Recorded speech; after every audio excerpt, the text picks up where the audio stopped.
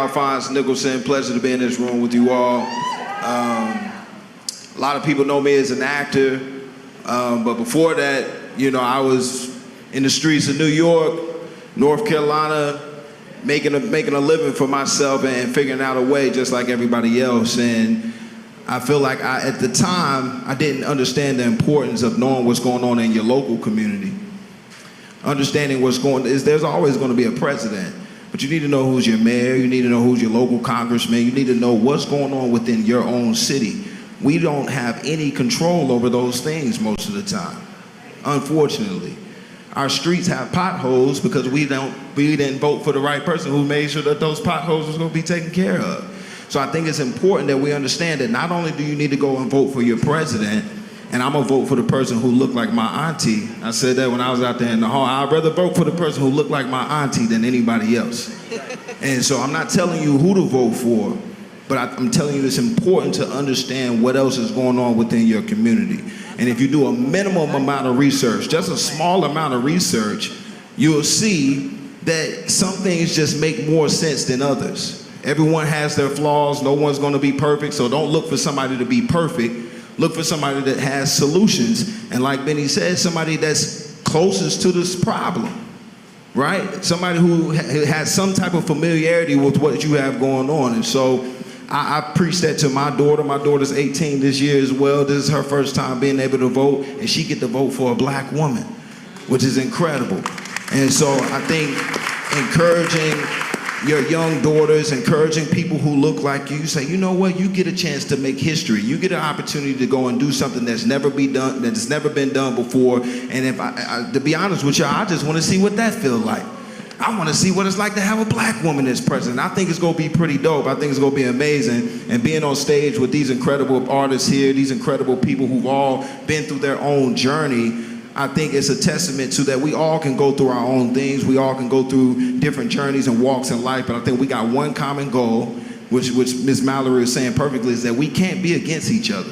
The whole narrative of black men against black women, whatever you can do to help cease that narrative, I think that's part of the solution as well. So I know we don't have all the answers, but I think being here, having this fellowship, having this communication, it's going to spread out into the neighborhood. But if I leave you with one thing, please know what's going on within your local communities. That's true. I guess for Maurice and Mike, I would ask, now we're here, you know, I've been hearing this a lot. People are decided. They already know, you know, people are decided, or for whatever reason. Is there a way to, I know we're supposed to be nonpartisan here, but some of us are not. If you happen to not be, feel free to not ignore my question. But I guess the question is, what do we need to tell people now? What is the important information? What is the call to action right now as we are days away from voting and making this decision? What is at stake that you would share? Go vote. I know, but I'm hearing a lot of people saying they not. No, what we know scientifically proven is that if you happen to be a Democrat in the South per se, when more people come out to vote, Democrats win. So if you're a Democrat, or if you tend to lean Democrat, like I have a lot of my life, then you're going to know that the sheer numbers. So you know that to me, there was a man named James Orange here. He was an organizer with Dr. King. If you watch the movie Selma, the actor Omar played James Orange. And what James Orange was a connector. He knew Arthur Blank. He knew the person whose name was Blank standing in front of the store. He organized hundreds of vans every election year. Those vans drove all through this West Side neighborhood in the Southeast Atlanta corridor. They put people in those vans. They got people to the polls. They got people back. Because he solved the problem. The problem was we couldn't get to the polls. He solved that problem by making sure union members acted as organizers. They organized people getting on those. His daughter, God bless the dead, Jamila, did the same. His wife, Cleo, did the same. So what we know is if you happen to lean Democrat, you just got to get the numbers out. So don't go vote alone. Make it like going to the fucking hookah bar. Get 5 or 6 of y'all together and go vote. I laugh and joke and and play a lot, but I'm from a very serious neighborhood. I'm from a neighborhood called the Collier Heights in Adamsville. And it's serious because all the black people decided in 1946 they didn't want to fight white people to live next door to them. In fact, they didn't even want to party with white people. So they built clubs in their basement. And now you watch a movie about it, about a robbery that happened in Atlanta during the Muhammad Ali fight. That is the neighborhood I grew up in. It was not a strange thing to see a baccarat table or a card table in someone's basement because they ran their own clubs out of their homes. A club in that neighborhood is called the Blue Flame. As much as tourists yell the Magic City, natives of Atlanta yell the Blue Flame. I got a text first thing this morning from the proprietors of the Blue Flame that said, Mike, you told us when it came time for election cycle, we were going to put a register to vote table outside the club. We're prepared to do that. When we do it, will you come by? I said, absolutely right. Have me 200 ones ready. So if you register to vote, I'll buy you a dance. So for me, if it's just about having Democrats win, just get the numbers out. Now, I also grew up in a neighborhood that had black conservatives and black liberals. And I'm gonna tell you, the conservatives are organizing. They're constantly organizing. They're organizing in traditional places like churches. They're organizing in non-traditional places like barbershops. So Democrats had better be doing the same thing. It was an amazing experience to be in the neighborhood that I grew up in, next to an organization like Paul Kids, next to the restaurant that me and T.I. have opened that we bought from Helen Hardin. That's a 50-year-old oldest restaurant on Bankhead. It was a great thing to go canvass that neighborhood and let people see Jada and Beans and Sam out there, because Jada, Beans, and Sam's got a chance to see a truly black neighborhood owned and operated by black people. The politicians are black, the business people are black. Some of the corporate money that's come in has been white, but black people have directed it, and I'm proud of that. But beyond that, what the neighborhood got to see is that somebody gives a shit about what we have to say. So them old men that was on the porches watching the children to make sure nobody hurt, harm, or molest them say, big dog, we going out to vote, big dog, I already voted. And they for real, they not bullshit. They telling me where they polling place is, and they know they not lying, because I've helped get people to those polling places. So if you want who Angie's alluding to win, get people to go out and vote. Make it a girls' night out. Make it a homeboy hangout. Take 4 or 5 people with you. That's the way you win elections. And I want to tell people in Atlanta, beyond who wins this presidency, you have a district attorney up. You have state representatives coming up in the next 2 years. I saw someone on Twitter attempt to insult me and say, Mike just focuses on hyperlocal. He cares about who's going to be the dog catcher. You're goddamn right, because we got a lot of expensive dogs in my neighborhood, nigga. So I don't know what the fuck your neighborhood is like, nigga, but I want a neighborhood that ain't going to kill my $8,000 poodle, nigga. You know what I mean? So I just suggest that you look down ballot. You can go right now on who's running in Georgia. You can look at the ballot and you have enough time to click in and research. And it's important that we do, because it's the easiest way. It's like when the doctor tell you, you gotta lose a little weight. I done lost a little weight, right? So the doctor was like, you gotta work out and all that shit, but you know the best thing you do, Mike? He's like, what? Say, man, just stop eating after dying. Just the most passive way you can let this republic know how you wanna do it is to go vote. Now, the challenge is the day after voting, you have to do what Stokely Carmichael said, and that's be in a continued state of organizing. After you vote, you have to hold politicians accountable. This pothole is still in front of my house, and if it stays like that, I'm going to be in your office protesting every fucking day. Right now, as I talk to you as a restaurant owner who's bought a restaurant with another rapper, and we have a rooftop.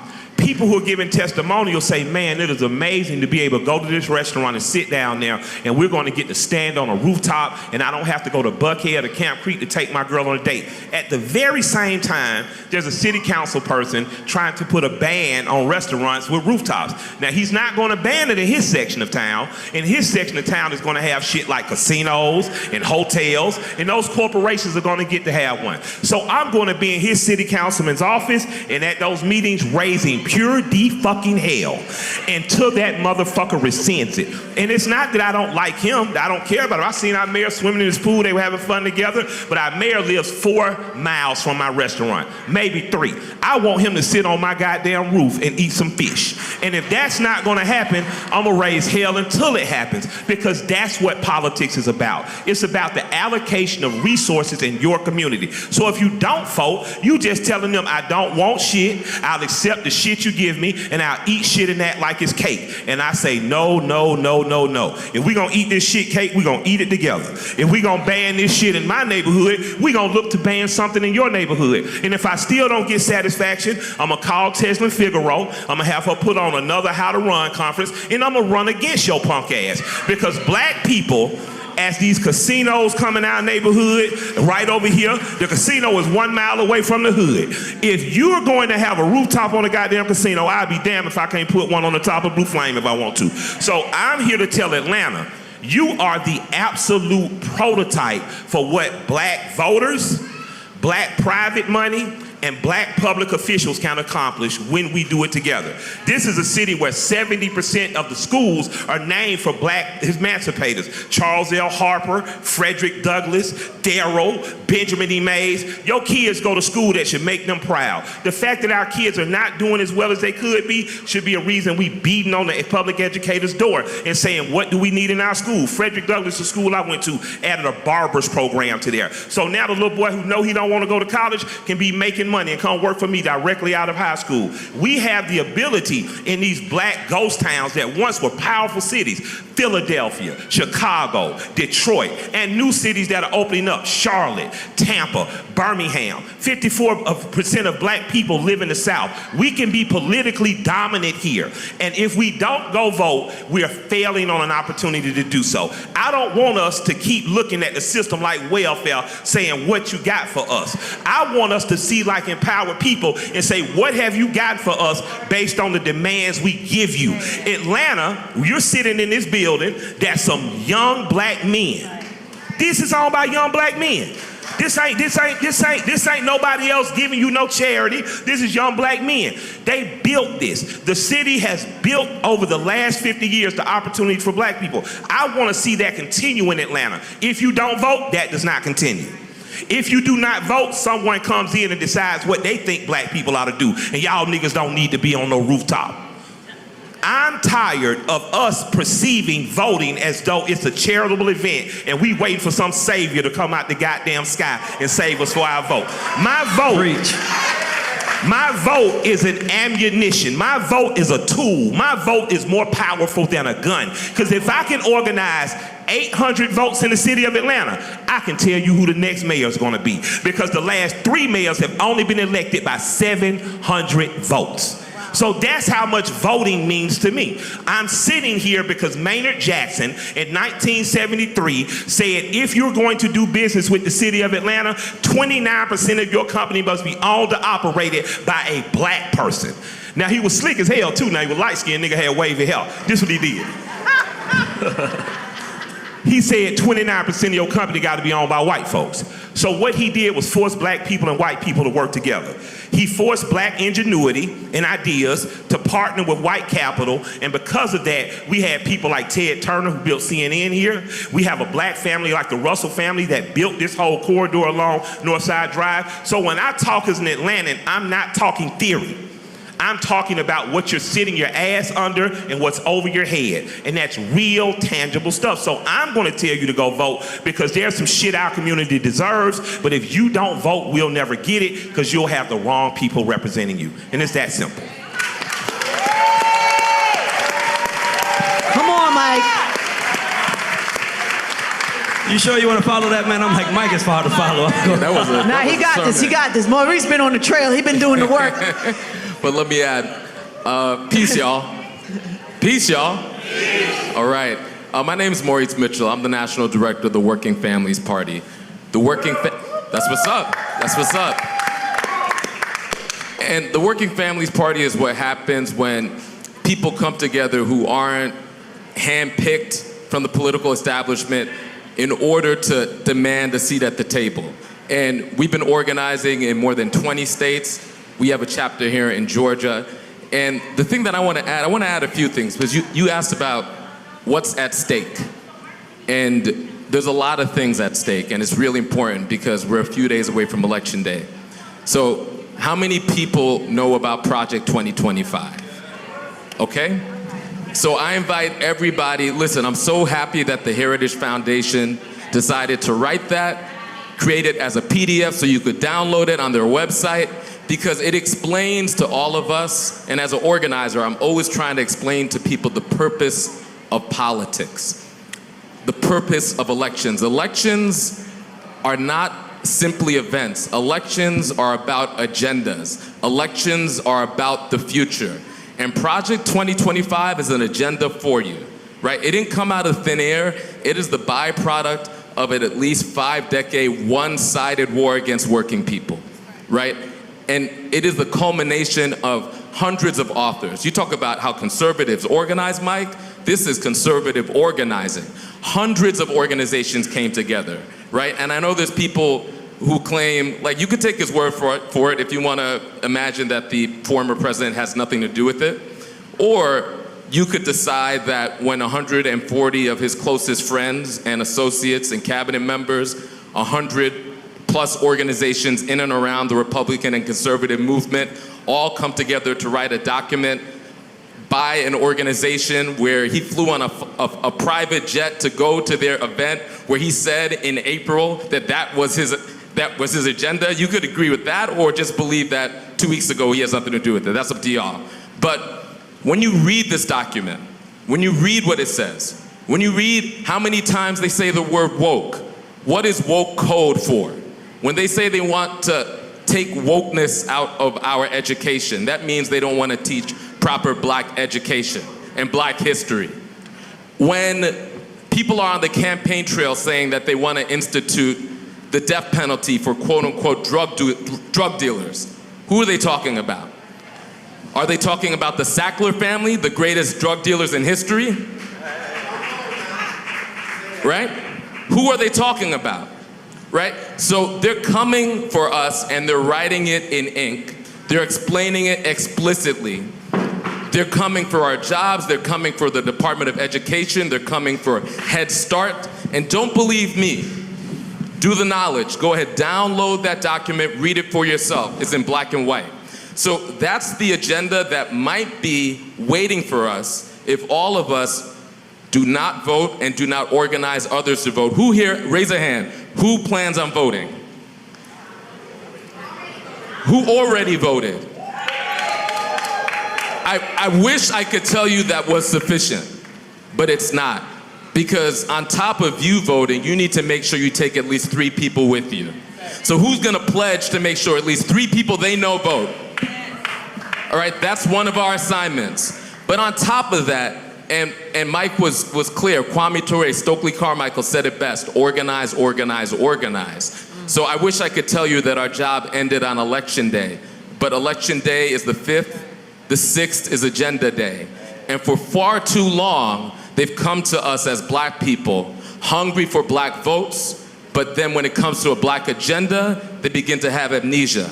And that needs to end today as well. And that's actually why this conversation is so important, because in order to make that happen, you need to organize. And I see my sister April from SEIU up here. You need to organize in a union if you're a worker.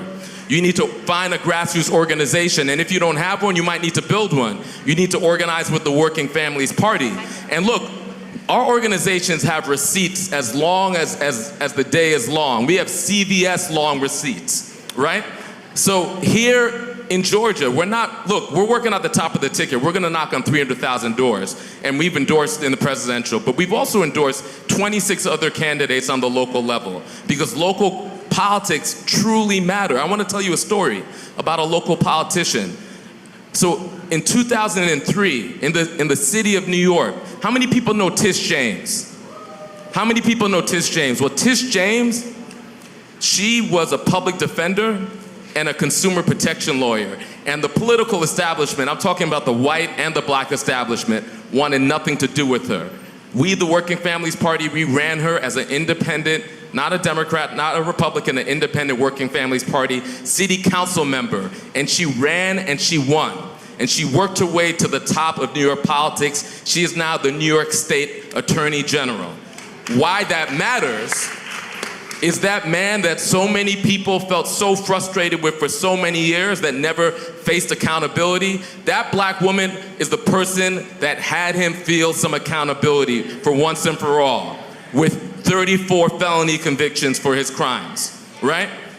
If we didn't invest in the local politics in 2003, there would be no Tish James as Attorney General. There would be no accountability for Agent Orange. This is why local politics matter and why local organizing matters. So when you talk about what's at risk, our black asses are at risk if we don't organize and we don't vote and we don't make sure that every single person that we know, our family members, our co-workers, our people in our group chats, vote like our lives depend on it, because it does. There it is. Thank you, Maurice.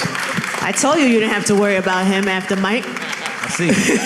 By the way, there's one thing I want to say. I was in here about 4 years ago when Fonnie was running. That's why I want to bring this up. And it was about 30 people in here. It was Fonnie, Paul Howard, and Christian Wise running.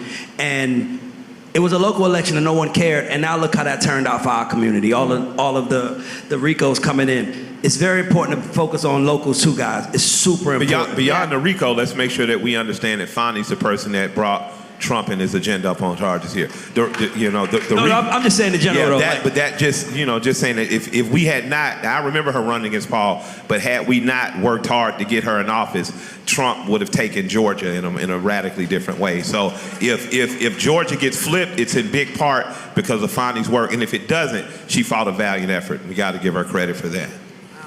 I still don't think you should prosecute rappers according to lyrics, though. Word. That's why I was trying to go with it. Exactly. No, for sure.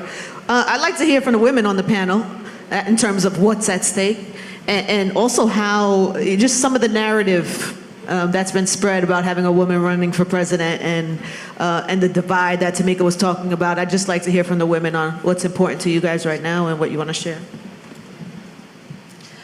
Thank you so much. Again, my name is Asosa Osa. I'm the founder of Onyx Impact. We are thank you. Onyx. We're an organization dedicated to fighting disinformation, targeting the black community in particular. And so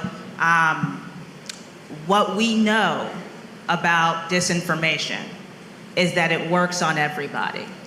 It works on everybody because our brains work in a very similar manner. And that is that the more times you hear something, the more likely you are to believe it's true, and the more likely you are to believe other people believe it's true as well. And so there is an amplification problem with propaganda that is being made worse by our current social media environment. And it is being leveraged and weaponized to divide our community. One of the biggest strategies of disinformation is to divide communities, all types of communities, not just black communities. But what is happening in this cycle is a lot of bad faith efforts to divide our communities. What do I mean by that? I mean, just earlier today, they exposed the black insurrectionist online as being a white guy from New York. Right now, we know there's an ad running on BET with a lot of young black people talking about how much they hate a certain candidate and how much their lives have been made worse off in the last 4 years. That ad by fortheblackpeople.com is being run by 3 white conservatives, right? We know that thousands of texts, some of you in this room probably got one, not just in Georgia, but in other states, are being sent to folks with a link saying, vote here, right? And we've got tons of people calling us confused as to what is that message, what does it mean? That's actually misinformation being spread. We know that in Michigan, just last week, they found a particular GOP candidate taking an ad out in a black newspaper telling folks that election day was November 6th. It is November 5th. All of these tactics are on display right now, and it is a political strategy to divide our communities, to divide American descendants of slaves from the African diaspora, to divide black men from black women, to make all of these divides. So what do we need to do about it? One of the things you can do is go to factcheckthebs.com, one of Onyx Impact's websites where you can find actual resources to be able to check what you see. That's going to be incredibly important as we get towards Election Day and the disinformation gets worse. That night, the second the polls close, we are going to see a fever pitch of disinformation until we know the results, right? So we need to be prepared for that. We need to make sure that our friends and families know that's going to happen. We need to make sure we can be calm throughout that storm. And the other thing we need to do, just to back up what my fellow panelists have said, is vote early.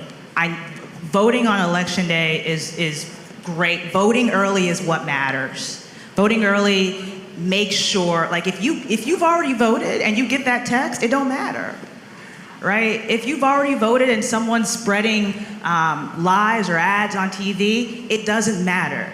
We know that that young people especially have more trouble voting on Election Day. In some swing states, a young black man is 27% or 27 times more likely to be given a provisional ballot on Election Day than an older white man.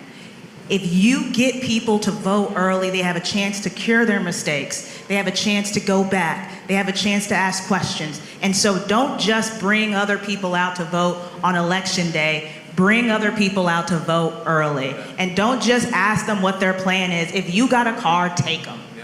Right? This is where we need to be getting aggressive. Oh, you plan on voting when? Tomorrow? Tomorrow's a great day. I'm actually off tomorrow. Do you want me to take you? We can go together. Right? We need to be literally all of the people who are skeptical or what have you about what is happening in our country. We need to be ready to have open conversations with them, not demonize them. We need to be ready to send them good resources, and we need to be ready to get them out to these polls to vote early. Thank you. Yeah, so April, let's go. First I have to thank Marvin and the organizers for having us. I'm April Verrett. I'm the president of SEIU. Where we represent 2 million service and care workers across the United States of America. And I know I'm in the South. Everybody don't get union, but it's real simple. We organize people, we organize money for power, right? And to your question about what's at stake, particularly for women, our rights for autonomy over our bodies, particularly here in the South, right, is real. And if we don't think they will pass a federal abortion ban if given the opportunity, shame on you. They will do it in a heartbeat. But I think for most of us, the economy, right, and how we live, and how are we not just struggling, but we actually have an opportunity to create the conditions where we can live lives that are joyful and where we can thrive, right? And that doesn't happen if we sit on the sidelines. And what I would love for folks to take away, and you've heard it a lot, but I just want to put a fine point on it. This election cannot be about the name you check on the ballot. If that is your reason for voting, come up with another one. This election is about you and your future. This election is about creating the field on which we can fight for better for ourselves and for our families, right? And so think about it that way. What kind of field, what kind of playing field do you want to have to fight on, right? Do you want to fight on a field where you got one arm tied behind your back and they cut off your right leg? Or do you want to fight on a field where you can actually stand with other soldiers who are arm in arm with you, fighting for a better future for ourselves and our babies? And so that is what that's what's in front of us, and that's what's at stake. And we have the opportunity, you all, we know what Project 2025 is. It's coming for us. But we have the opportunity to actually build the type of power where we can come together to end poverty wages for once and for all. I don't think y'all heard me. Wrap your head around ending poverty, right? And when you look at the shit in our community that's the worst, it all points to one place, and that is poverty, which is a system that has been designed to get exactly what it has gotten, right? And we know poverty was born with bringing African slaves to these shores, right? And so let us, in this election, think about what we are trying to upend for once and for all in this country. And I think it's about creating a better future for all of us. And the last thing I'm gonna say is on the disinformation, we're gonna win this election for us, but if the worst happens and we don't, I'm not gonna let them put it on the backs of my brothers. Absolutely. Right, I am not gonna let them put it on the backs of my brothers. And I invite you all to join me in that. It is an overwhelming majority of white men that vote against their own interests, not black ones, right? It's a majority of white women that vote against their own self-interests, not black ones. And so let us not get twisted by the realities, right? And I'm not saying sexism and misogyny and racism isn't real, because it is, and y'all, we got work to do, right? We got work to do about how we show up for one another. But let us not put this burden of losing this election on our brothers' backs, because it is not gonna be their fault. Thank you. Speaking of that, that's where I was about to go. I'm gonna start with Black Sam. It feels like black men are not getting completely behind Kamala like they should. What do you think it is that about black men that's making us not do that, and what do you think needs to happen for that to change? Because like we was raised in the house with our mamas, like that's BS. What would you say? I can speak for myself. Probably, for me, it's more about the issues. So I think just point blank, just focusing on, for anybody that may be swayed and not really know if you're speaking about Kamala, if they want to support or not, I think just identifying the issues and hammering them down, and less on like we should just be voting and more like why and what exactly it is. And for me, you know, personally, if I hear anything that makes sense for me and mine, the fact that she's black or he's black, I'm voting. So it's like common sense. So for me, it's like why are people kind of, because like what's going on? I think, just being honest. So if the push is like the education towards black males, then we need to be hammering down the topics and like what exactly the policies are. I think that's the disconnect. Speaking honestly. Thank you. Woody? Same question. Hey, Woody. My brother Woody. What up, Woody? Woody. What's up? How you doing? Can I say something real quick? Please, say what you want. I'm gonna ask y'all a question. Is this a safe space? All right, cool. So the other day, my mama hit me. I was in the kitchen making guacamole, because you know I be in the kitchen cooking. And she was like, who you voting for? And I was like, Mama, honestly, I'm worried about paying my mortgage. I ain't really worried about voting, you know? And she was like, well, son, you know, there's people out here that don't want women to have abortions. And these are things I don't know about because I live so far in my head. I'm so far into art, I don't know what's going on in the world. You know what I mean? So I was like, Mama, I'm gonna do better and like try to educate myself more. So I'm always DMing Killer Mike, yo, thank you for the info. Like I'm always hitting you in your DMs, like thank you for the info. You know what I mean? I'm watching D1 do his thing. So I'm just here to learn so I can go back and tell people that's like me that don't understand it, you know what I mean, why it's important for us to vote. So I apologize. Thank you for that. That's good. Thank you for the honesty. That's good. Thank you. Yeah. So I'm we here need learning. more of that, by the way. We need more of that. Absolutely. Honesty. Yeah. Absolutely. Yeah. My brother, you next. First off, I'm Isaac Keys. Hello, everybody. Woody, thank you for asking if it's a safe place. Because I feel like we family right now, you know.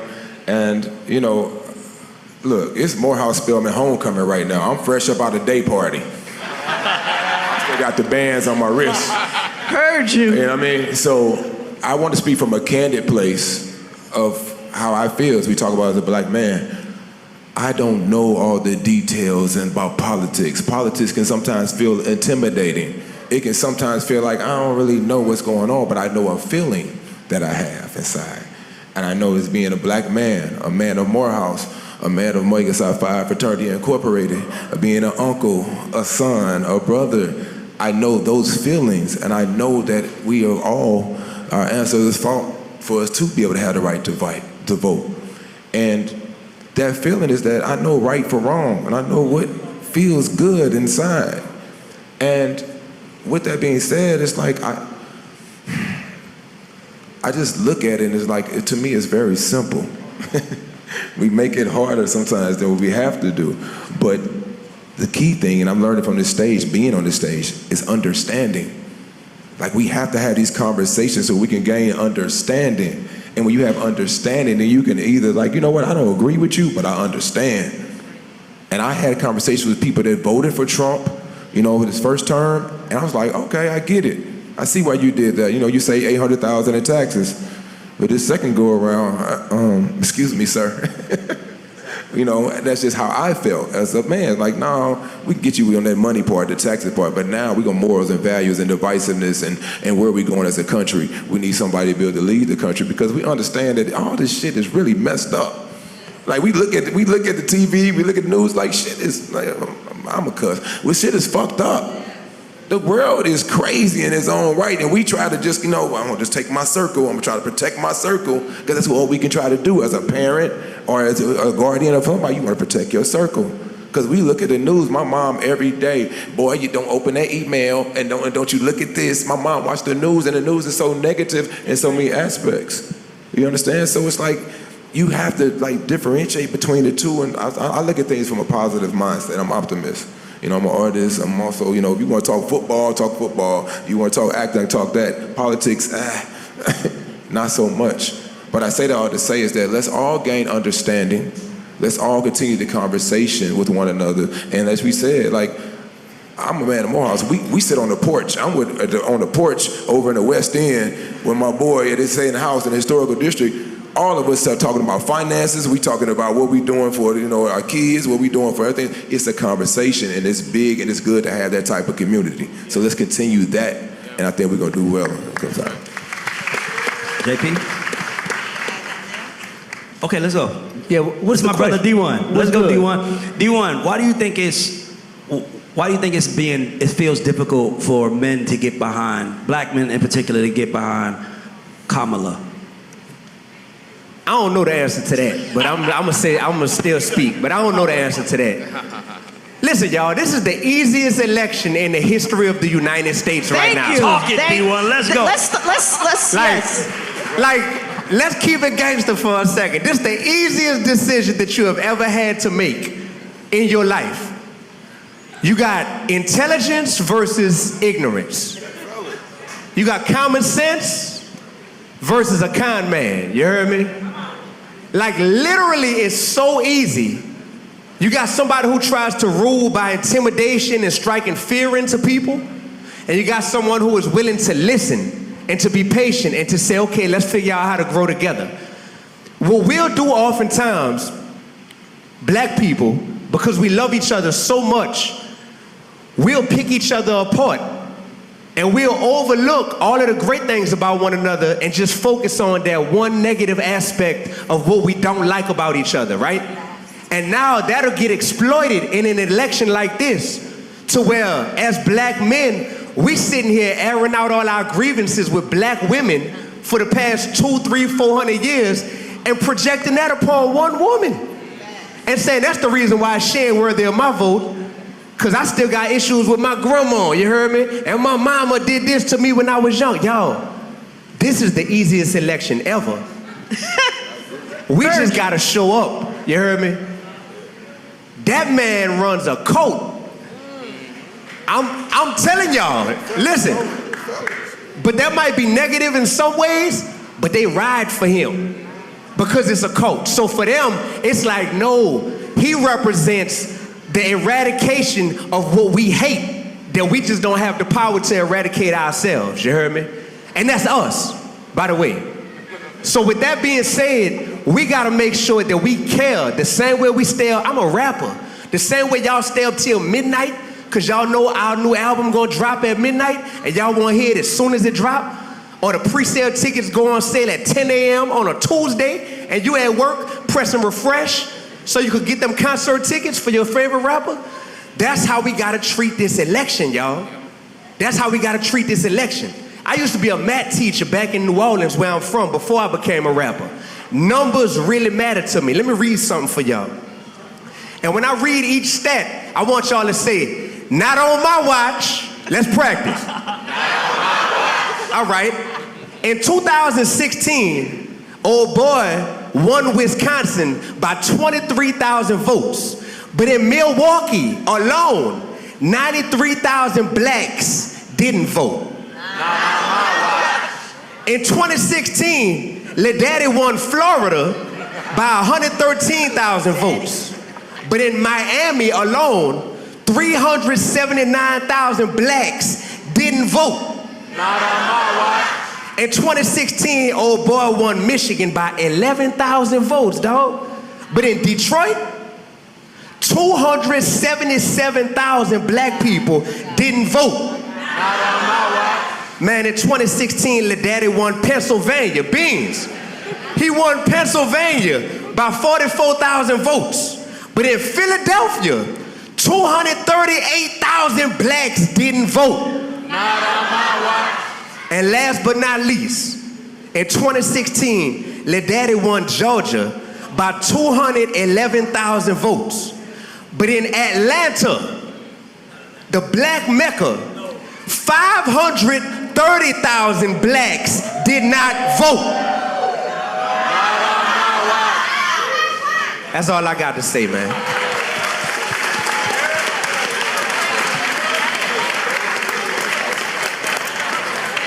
I don't never want to hear y'all hate on light-skinned niggas again. My daddy a light-skinned nigga. Shouts out to D1. Red niggas matter. On that note, I'm going to throw it to JP. No, sorry, JP. Sorry, JP. Lightest? Wait. By the way, that was amazing. No, I did want to throw to you, JP, because when Woody was saying that he didn't feel even connected to vote, and you were saying, you know, people died to vote. I think when we spoke the other day, you really talked about a different perspective of why it is important to vote, not just for ourselves, but for others. I think you have a beautiful story, and maybe you could share that with the room. Yeah, definitely. So the story that I represent is that of 15 million plus undocumented immigrants, you know, that were killed to vote, that are counting on the people that can vote, who it's their birthright, you know, having been born here in the U.S., to get an opportunity to vote, or that they get to vote, rather. And so that this looming threat of mass deportation is a real thing. Whether that will actually be carried out or executed, probably very unlikely logistically, but nonetheless, the battery that it puts in people's backs that feel that immigrants are a threat to this country and they don't see it as a active participant and members of the community of this country and the future of this country, that's dangerous, you know? And so clearly, you know, we're here in Atlanta, you know, in this room, the majority of black folks, right? So our black brothers and sisters are very well aware of what certain rhetoric can create. And so I speak here, you know, as a person that represents, you know, the neighbor and all the disenfranchised communities that are black and brown. You know, I think that term is oftentimes used very loosely, but in reality, we are neighbors. You know, we grow up in the same communities with the same lack of resources, but oftentimes we treat each other like that's their issues and these are our issues. But in reality, when we look at the numbers, we represent the two largest voting blocs, right? So does it make sense for us to work in two different directions, or does it make sense for us to work together? Makes sense for us to work together, right? Now that's gonna take a lot of time, but I think it's just having to open up the line of communications and understanding that we're on the same boat. You know, whether we understand each other as well as we'd like to or not, the line of communication has to be started. You know, if we want to make the changes that impact our communities collectively, and then obviously there's things that are very hyper-specific, you know, to African American people and then also to Latinos, right, in this country. So, I mean, for me, like I said, it's just super important to vote, and there's people that undocumented, like I was, that contribute billions of dollars, right? And a lot of people don't know that undocumented immigrants pay taxes, right? People just quickly assume that you're working for cash under the table and not a single dollar is given to Uncle Sam. But in fact, there's a nice thing called a tax ID number that undocumented immigrants use to pay taxes. And oftentimes, when it's time to get that nice tax refund, right? A lot of undocumented immigrants don't collect it in fear of deportation, right? So where does this money go? Where does it sit? So that's the economic part of it, right? That's when we're talking about numbers, right? And we live in America where people talk about money, and that's what carries weight. Aside from that, I just want to stress the fact that undocumented immigrants, albeit me being from LA, and there you go, are predominantly Hispanic and probably a lot from South America, Central America, Mexico, because of the proximity, of those countries to the U.S. As of very recent, we saw, and it's been highlighted that there's undocumented immigrants from other countries. In fact, about 2 or 3 years ago, my wife and I set up a small group of people, maybe about 30, 40 people that were volunteering at an orphanage in Laverne, California, where they were hosting a lot of those kids that we were seeing front and center in the media that had been separated from their families.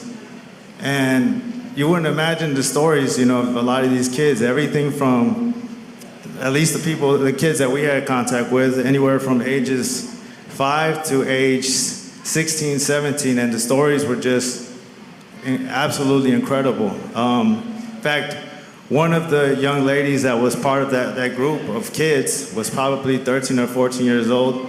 She started breaking down in tears when she saw her 2-year-old.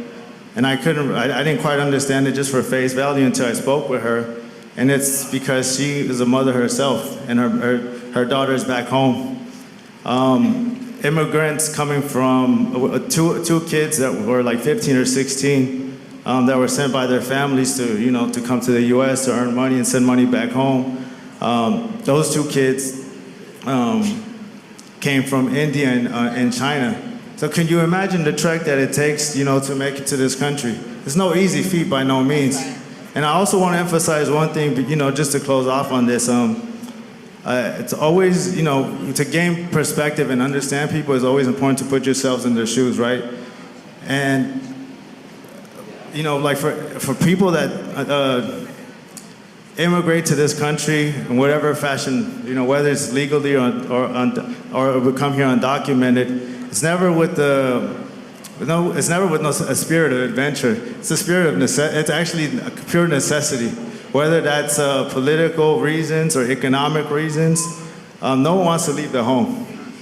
And not only do you not want to leave your home, but you don't want to have the fear of never being able to go back. In my case, I came here at the age of 2 with my parents. I'm now 36, and I just recently was able to go visit my home for the first time since I was 2. This is the story of millions of people, and again, they're your friends, your neighbors, the people that help raise our kids, people that help put food on our tables. So I just can't underscore the value of how important it is to vote, because those people are counting on you. Thank you. Wayno, you talking to a couple of guys that's like, I don't know if I'm gonna vote because it's a female. What do you say to them? I mean, beyond, for the people who say they're not going to vote for any particular reason, for myself, going into this year, I didn't feel like I wanted to vote, because for so long I felt like I just only know how to talk from the perspective of the hood. I've been out the hood for a long time, but I was in there for a long time, you know what I mean? So my perspective, even though I've been able to rise up out of that, I'm always thinking about where I come from. The streets I come from is not all about criminal. You know what I mean? Being from the streets is not about being a criminal. The streets that I came from taught me how to be a man. So when it comes to, voting and all of these different things, Keep in mind that all of these people we're talking about are elected officials. They're not happy birthday, I got this official. They not I just got this just cause official. It's an elected official. So when I have these grievances about, oh, my little homies is tearing up the hood, or oh, it ain't no after school programs, or oh, it ain't this and ain't that. Keep in mind that if you did not vote, you just like chose to basically say, I don't care. You feel me? Like you don't really care. And I keep thinking about that elected official thing. We are in charge of all this shit that we complain about. We really are. Like for all of the things that we have grievances about, all the things that like keep us up at night. For me, as much as good as I've done in life, I always be like, damn, I'm gonna end up back in the hood some way, somehow. Like I have that fear, right? I am in charge of that, but I'm only gonna go as far as the information I know. So if I don't seek out this information, I'm not gonna sit here and pretend like I know about politics. I know we've been doing a tour and all of that. I'm not, like, I don't say this happily, I dropped out of school in the 9th grade. So my academic education is somewhat limited, but I did not let that limit to how much I could learn and how much I could teach, how much I could share. So again, elected officials are elected. We have to do our part to elect the change that we want to see. You know what I mean? And I don't want to get into this or that or whomever. That's people's personal issues. We know what it is. Like my brother said, it's the easiest you could possibly do. But we have to get out there because our voices do matter tremendously. For sure.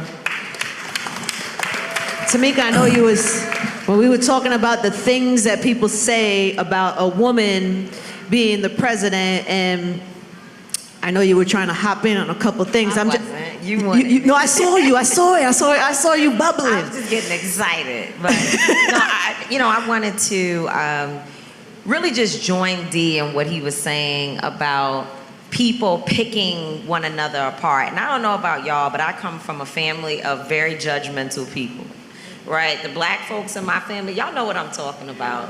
They used to say I wasn't gonna be nothing, I talk too much. Not everybody, I know I got family members in here right now that's like, what you mean? We supported you and always have been with you. Some of them lying.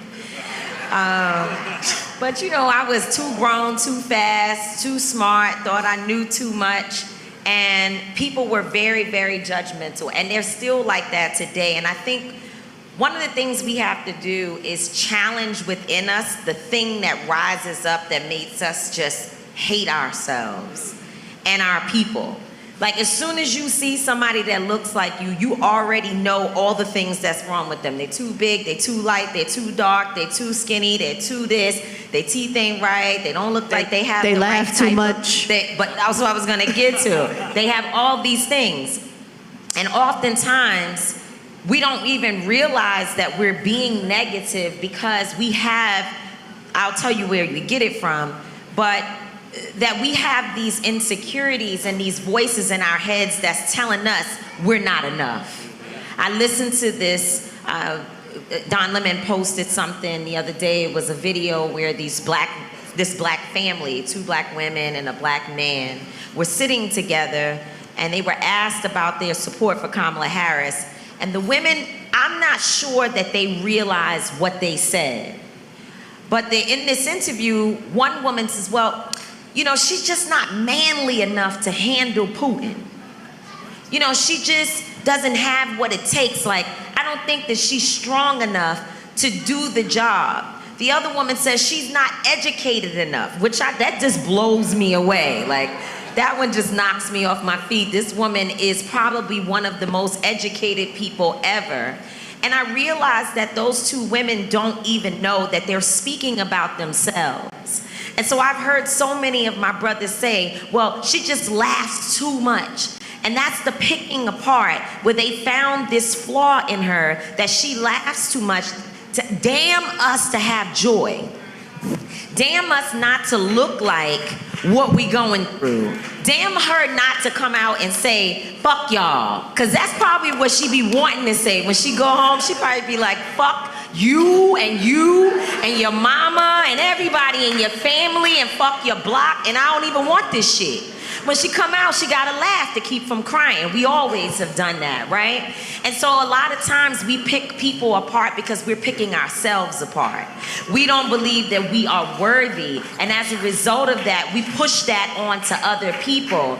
We've been told that we are not enough. We've been told that we are not smart enough for the job. We've been told that we are unable to accomplish what a white man who is not even nearly as smart, not even as qualified, and I'm not talking about Donald Trump. I'm talking about on your job. I'm talking about in the schools you go to. There are people who in their minds, they are not capable of doing what a less qualified white man can do. And that is not something that happened to us by chance. It didn't happen to us just because somewhere in our minds we just came up with this idea that we're not worthy. It was taught to us. It was actually ingrained in our systems. It was ingrained in us so that we would not believe that we could come together and fight from enslavement all the way till now. It has been taught to us so that we don't believe that our communities can actually be whole. So that is something that we have to challenge. And sometimes I'll be talking to my mama on the phone.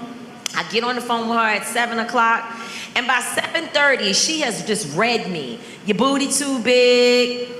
You need to lose weight. Your auntie said this and I don't like that. Your cousin is this and what we gonna do about that? And before you get finished, you're just like, Ma, do you realize all the things that you have said that's just so negative in this conversation? And then she'll snap out of it and say, child, you know what, you right. How you doing it? I love you. I love you so much, because we have to call ourselves to a higher place. And so I ask you to challenge those thoughts that come up in your mind about how she looks, how he looks, how they smile. And I'm not, again, forget about Kamala Harris. I'm talking about your brother and sister, the people standing right next to you. Remember that we have been taught to hate ourselves and hate one another, and it's something that we have to fight so hard against so that we do not allow ourselves to miss the opportunity to have the power that's really in our hands. And I just want to say this last thing, because Killer Mike talked a lot.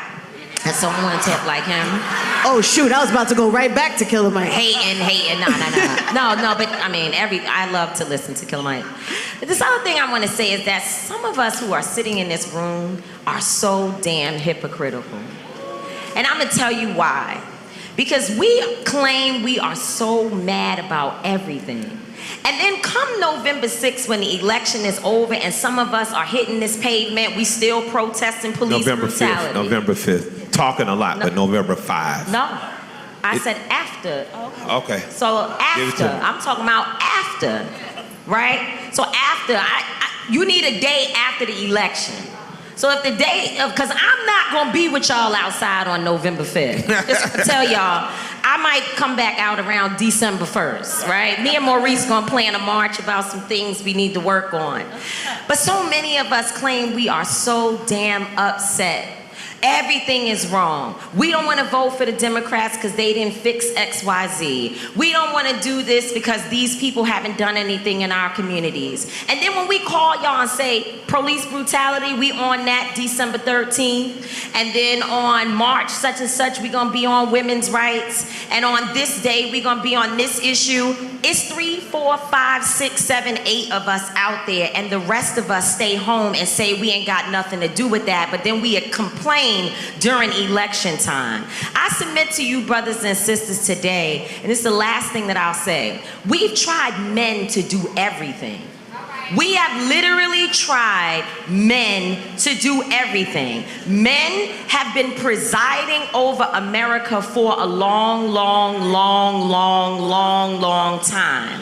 It is now, for me, an opportunity to see what maybe a woman might be able to do differently. But guess what?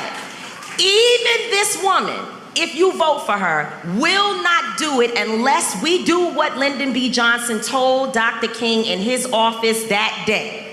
Fight me. Make me do it, and then I will have the power to go and get it done. I want y'all to listen to this one story. I tell it everywhere that I go. I was watching a movie one day, And it was Dr. King's last days of his life. It was called King in the Wilderness. And Dr. King knew he was going to die. He could feel it. You could see the darkness over him, the cloud. He knew something bad was going to happen. So he's walking in a crowd, and a reporter asked Dr. King, what do you think we should do? How should we move forward? Dr. King starts talking about nonviolence. And he starts talking about nonviolence not being passive, but it being strategic. And then he takes the microphone, the reporter takes the microphone and goes over to Stokely Carmichael and asks Stokely, what do you think we should do? And Stokely Carmichael said, we need to burn this whole damn country down. And the two of them, while on different pages, they were in the same march, walking in the same direction together. They didn't have to. They did not have to agree on everything. They just needed to agree that they both loved black people and they were going to fight together. And I bring that up as I close on this point. I bring that up to say to you that Stokely made Dr. King better. That Dr. King knew he could not go into the White House and come back with nothing. And I think that we have the ability to make Kamala Harris better. We have the ability to make anybody who sits in the Oval Office better, but it is not gonna happen just because we go out and get them elected. It's gonna happen because we go out and kick their ass once they are elected. That's right. I love some of those points too, because it's just a lot of conversation about personality. And I don't like this, the way she laughs, or I like the way he says this. And really, none of that shit matters when we're trying to get things done. And something that came up on the panel when we were in Philly, Beans and Mike probably remember, and Maurice were there, we're not looking for a friend. No. You know what I'm saying? But there's a lot of that happens. It's like a popularity, or I like the personalities, and who do we want to go get in the ring with is a thing that comes up a lot. And why, I guess for you, maybe you could speak to Maurice, maybe, or Mike, why that's dangerous. Well, I'll be quick, because your vote or your endorsement is not a love letter. We don't know these people. You don't need to love, like, or trust any politician. Your vote is a chess move. Does that make sense? Yeah. It's not a love letter. Save that love for your boo, save that love for your family, save that love for your auntie, for your mom. But with these politicians, we're making chess moves. And so when people say, oh, I don't like Kamala, for example, it could be any other politician, or I don't trust her. I don't trust any of them. I don't know any of them. They're not my friends. I'm not voting for friends, I'm voting as a strategy. Does that make sense? So when you hear this conversation about, well, I don't like how she moves, I don't like that is immaterial. You're not in a relationship with these people. This is about a community coming together to figure out strategically what is our interest. That's what voting is for. And in these final days, when you hear people saying, I'm not gonna vote, or I won't vote for this one or that one because of like, or love, or trust, that's never what this politics stuff is ever about. It's about strategy. And the second thing I wanna say, because I wanna, Tamika, you said there's a lot of hypocrites out here. I wanna see how many hypocrites are actually in the audience.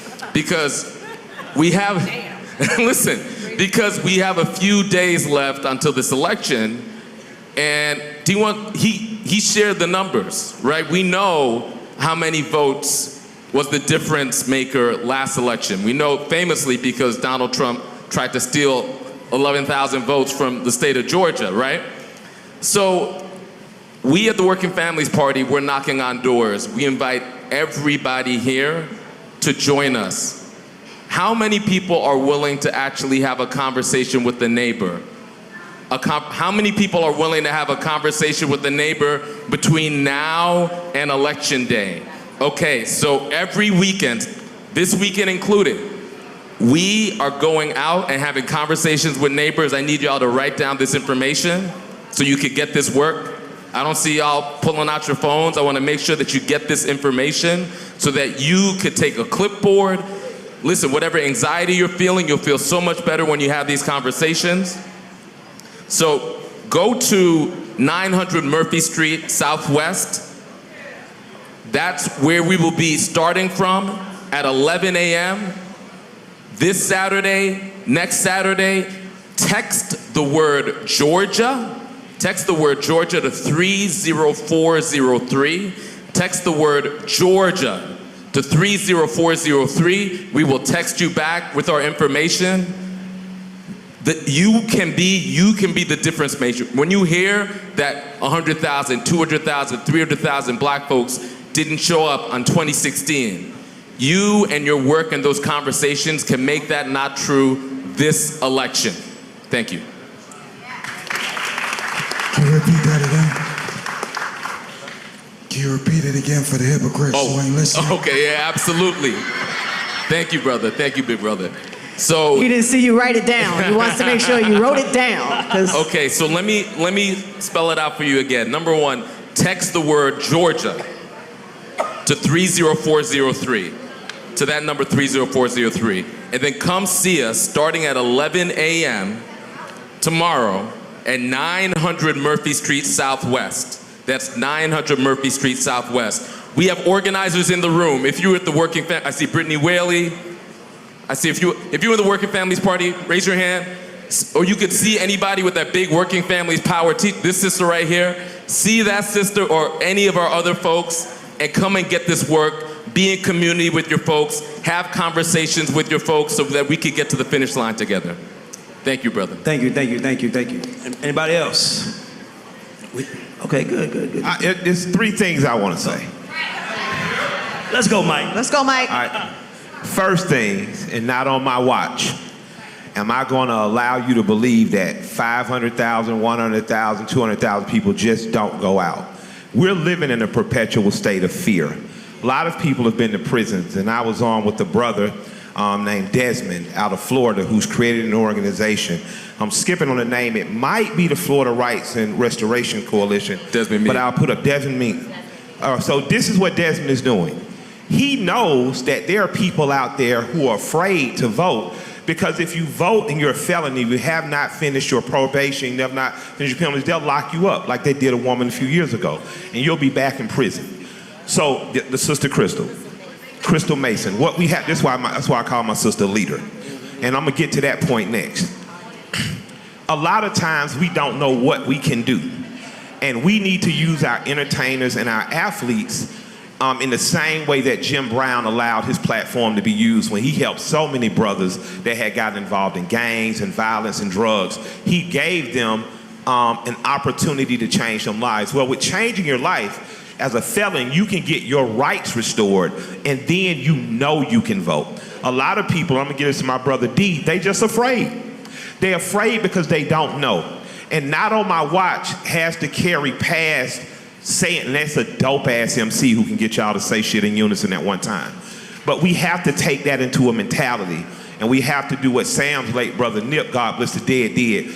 Every Nipsey Hussle interview, I left smarter and more educated about the practicalities of what I could do tomorrow.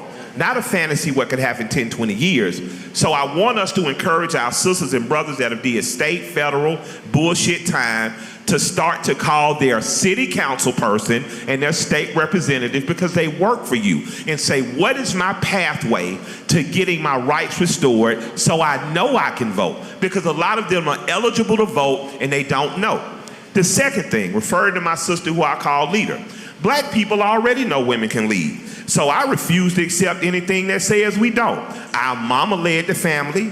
Before family reunion was decided, we had to consult with Big Mama. Exactly. If you talk to my granddaddy, Willie Burke, he was gonna tell you, hold on, I got to talk to my old lady. I don't make decisions by myself. I feel when it comes to the black community, we are the prototype for what a patriarchal and matriarchal partnership should look like. Because in my community, women are already leaders. I give you Latanya right there, who walked all these rappers around to knock on people to stand up, Latanya, so they don't think I'm bullshit. She is an absolute leader. I sit on the board of the High Museum of Art. I sit on the board of Ben Cohen's company for marijuana. But the board I'm most proud to sit on is the board of Paul Kids, because a self-organizing black woman organized a bunch of nappy-head Negroes around her that was on some crazy shit. And she organized us to get together in the neighborhood we grew up in and create fundamental change. So I reject that bullshit when y'all start talking about some patriarchy in the black community. The black community has worked in unison for over 250 years. I would argue since we've been here. When black men got the right to vote in South Carolina, black men went into church and voted, and black women stood outside with rifles and shotguns to kill the Klan if they tried to interrupt that. So stop letting disinformation misinform you. Because when we go out of here tonight and we back in the neighborhood that I grew up in, I look to women as leaders. I listen to them, I take advice and counsel from them, and I move and act accordingly. When you want to know why me and T.I. know so many big words, we had good teachers, and most of them were black women.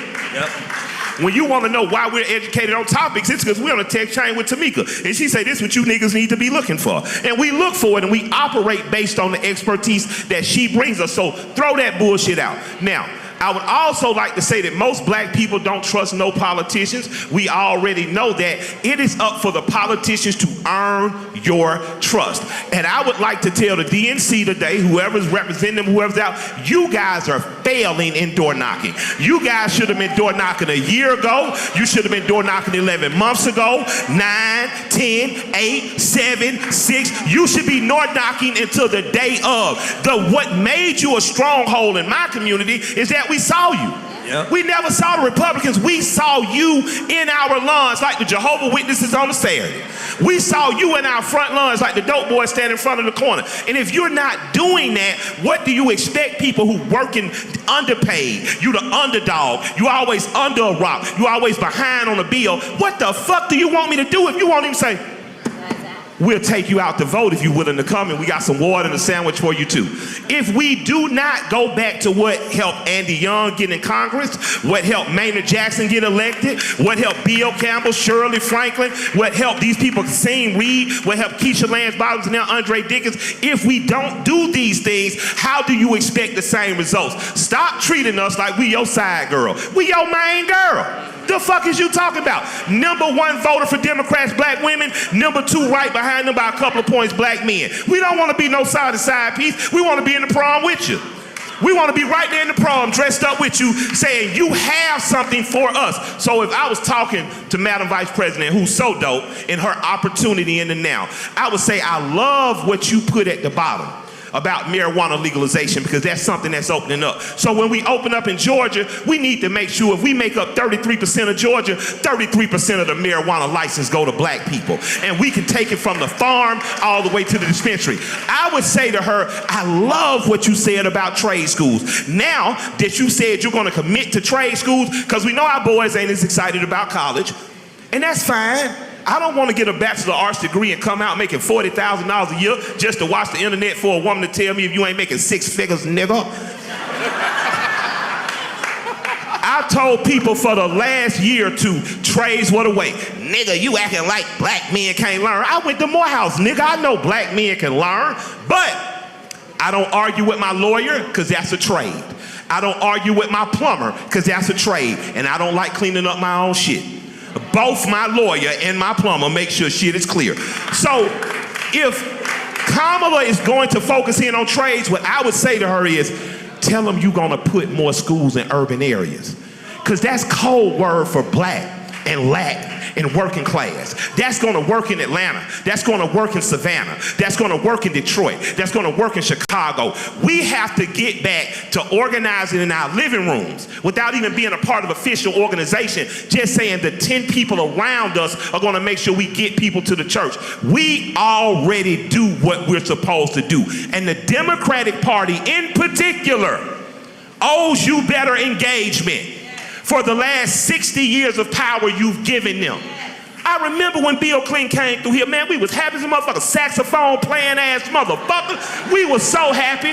And then he stood right in front of Stone Mountain with black and poor white prisoners standing behind him in a striped suit. And I never forget how disappointed I felt. I never forget how betrayed I felt. I never forget how sick I felt that this motherfucker I'm cheering for gonna stand back with poor white men and poor black men like slaves behind him. The picture's up, you can go see it. And I loved when he did this though. He was speaking a few years ago and people started yelling at him about the crime bill and stuff. And he said, y'all asked me to pass it. So as the black community, at some point, we're gonna have to say, we made a mistake. And in order to correct that mistake, we're only gonna elect politicians, prosecutors, presidents, senators who understand the drug war is not something to be inflicted upon black men.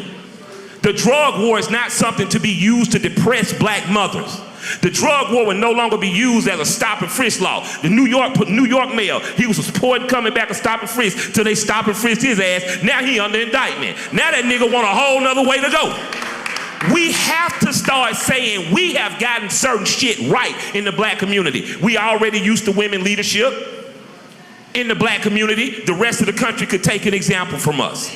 We already have proven that we'll tie ourselves to a political party. If it provides for us, that political party needs to start practicing some reciprocity.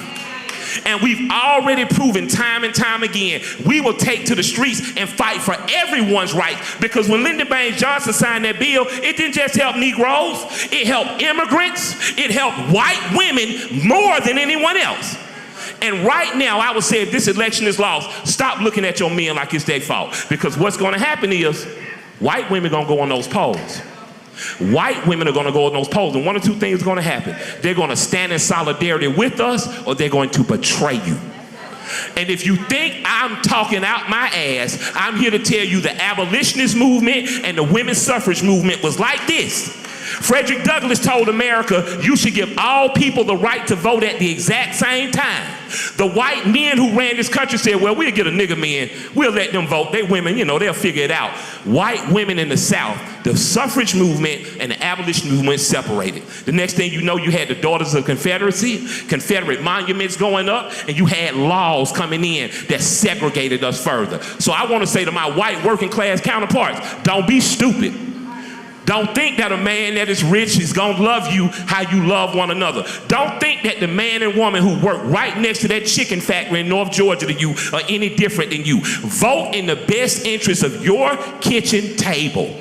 Vote in the best interest of your school system. And it's not black history we trying to push, it's actual history. Because when you teach about this republic freeing itself, if you don't talk about Christmas addicts, a black man being the first to die on the behalf of this country, you are learning bad history.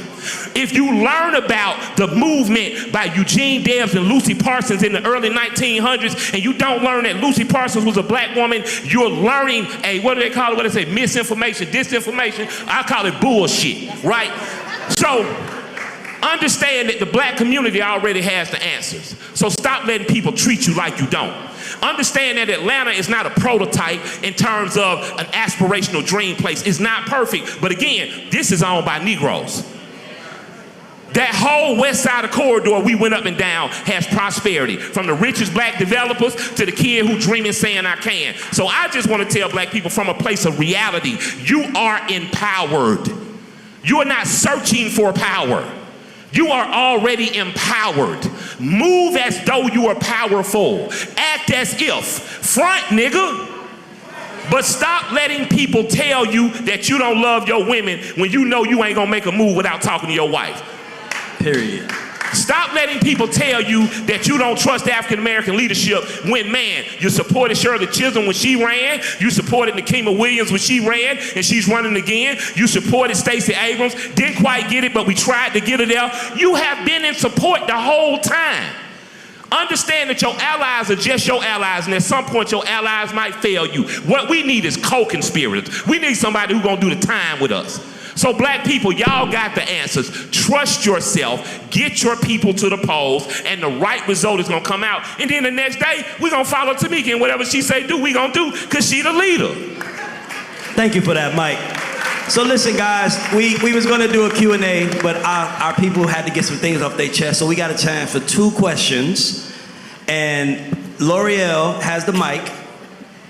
Go ahead. First of all, I want to make sure everybody makes and gives a big round of applause to everybody on the panel because the things that they said was not only necessary, but it was amazing. So shout out to each and everybody that came out. And not only that, Dave, I'm gonna say that I've been out there with them, but since 9 a.m. knocking on doors, okay? And then came here to talk to everybody here. So make some noise for the fact that they've been up since like probably 7 a.m. Okay, so if anybody, we only have 2 questions. So make sure your question is good. Oh, well, she done came up on me, so I think she wins at least one. Okay, say your name. My name is Dr. Cynthia Williams, and I'm a grief and trauma doula. And what would be interesting is I've known for years that people fighting trauma during the election don't care to come outside. They don't care to find a way.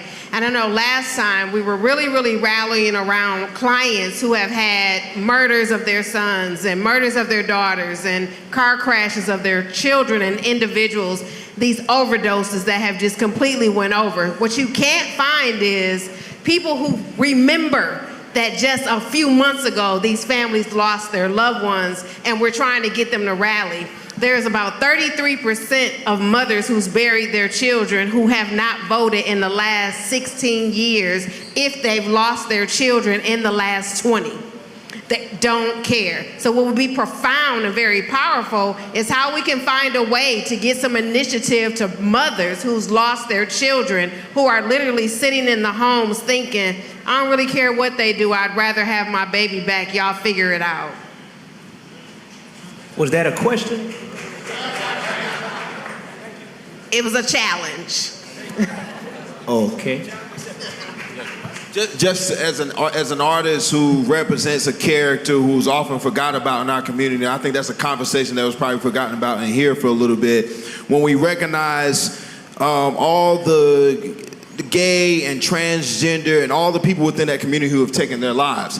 Speaking to you, children who have taken their lives, 14-year-old men who have taken their lives because men like us sit in this room and judge them, right? And so I think just speaking to your point is something that I can speak to as an artist who plays this character that we all know. We all know a Little Murder. We all know an Uncle Clifford, right? So a part of being together, because we always preach, be together, but somebody walk here and all of a sudden you turn your nose up. That's right. All of a sudden you turn your nose up and judge this person and turn an eye and allow religion and all the other things that have kind of placed this burden and this barrier between us. So speaking on that, I think we have to, like you said, have conversations, stop being so judgmental, have conversations with your children, and understand that this has been going on for years. Absolutely. Gay people and people within this community have not just gotten here. That's right. Slavery and prior, and not slavery, people humans who were enslaved were gay. That's right. So for a long time, this has been going on, and people take their lives because we decide not to give them the benefit of the doubt, to treat them differently, like we don't understand what love is. That's right. Like you don't understand what happens in bedrooms. Absolutely. Right? So I think part of the reasons that starts at a very early age, and for those mothers who have to lose their children, whether it's to violence or to suicide, because we have placed judgment on them,